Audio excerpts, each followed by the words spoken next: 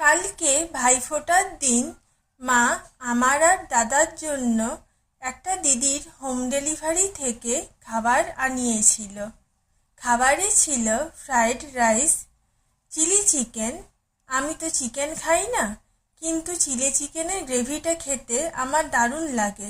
সাথে ছিল vegetable chop, salad, স্যালাডে শসা ছিল, সাথে ছিল পায়েস আর পাঁপড় ভাজা আর একটা চাটনি।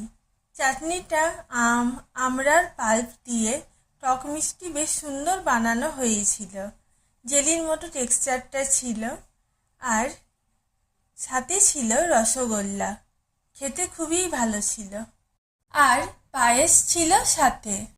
যারা চিকেন ভালোবাসো তাদের তো এটা ফেভারিট কম্বো, ফ্রাইড রাইস আর চিলি চিকেন। রাতে কি খেলাম, গিফট কি পেলাম, পরের ভিডিওতে তোমাদেরকে দেখাচ্ছি। আমার ও মায়ের নতুন চ্যানেল কি করি আজে তোমাদের সবাইকে ওয়েলকাম।